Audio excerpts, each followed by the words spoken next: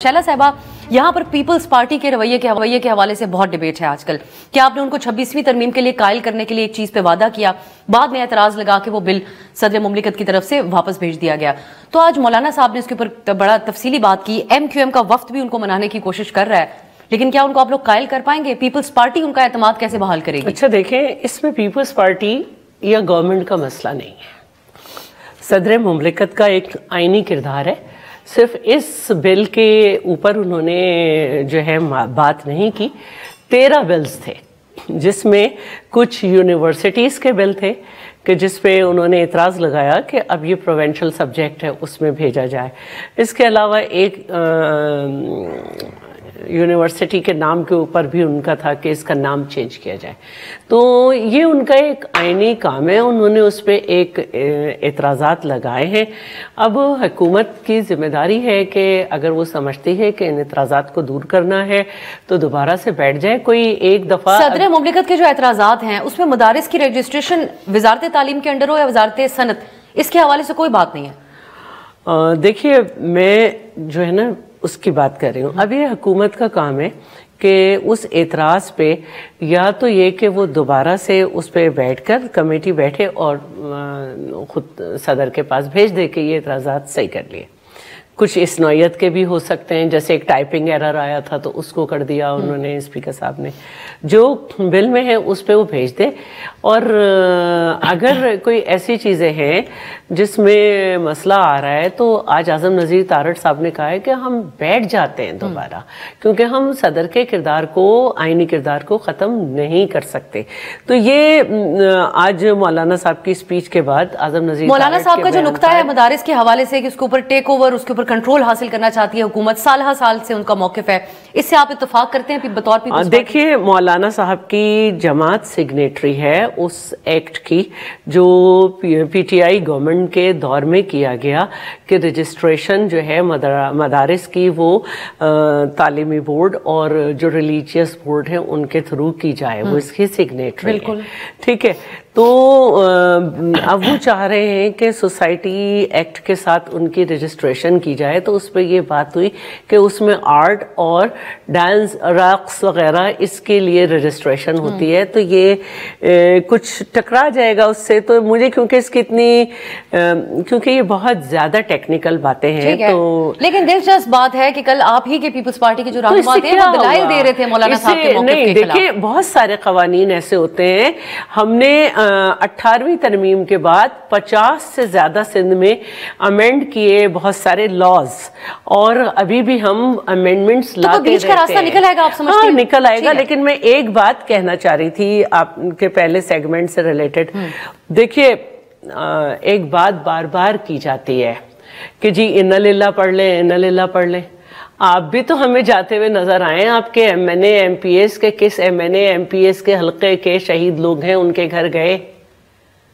आपके लोग भी तो हमें हॉस्पिटल जाते नजर आए। 18 अक्टूबर से बड़ा वाकया तो नहीं है। परवेज मुशर्रफ का दौर था, अगले दिन बीबी खुद सुबह गई थी और बीबी के कारकुनों ने उन्हें वहां से निकाला था, और जब तक एक एक जख्मी हॉस्पिटल नहीं पहुंचाया नहीं हटे थे। हम खुद हॉस्पिटल में खड़े थे, मेरे पैरों में से खून निकल रहा था और मेरे पास एक क्लिप नहीं था कि मैं अपने बाल बांध लूं, और लोगों की मैयतें हम रिसीव कर रहे थे और जख्मियों को।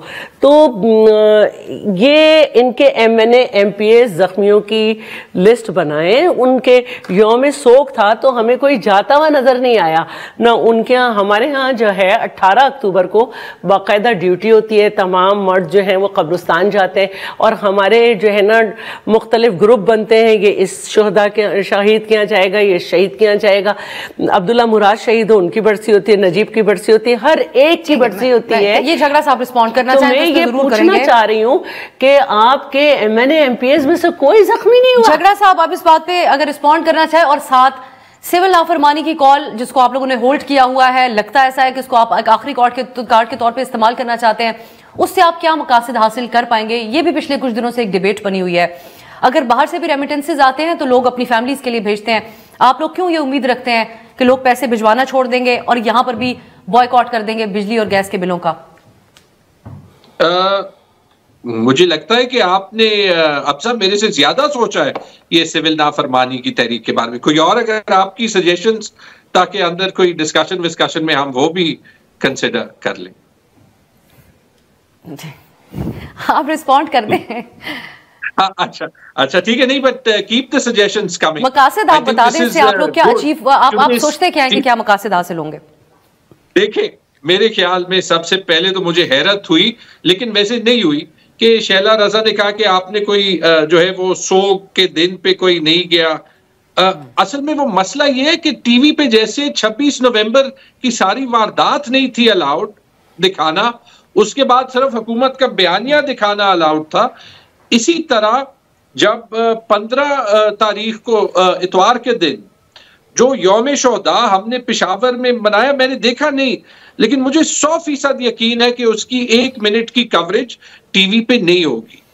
अगर शैला रजा जो है वो VPN लगाए हलाल वाला और उसमें वो देख ले किसी भी सोशल मीडिया वेबसाइट पे, तो उनको नजर आ जाएगा कि तकरीबन सारे लीडरान वहां पे मौजूद थे, कि वो जो है वो शोहदा की फैमिलीज के साथ बैठे थे।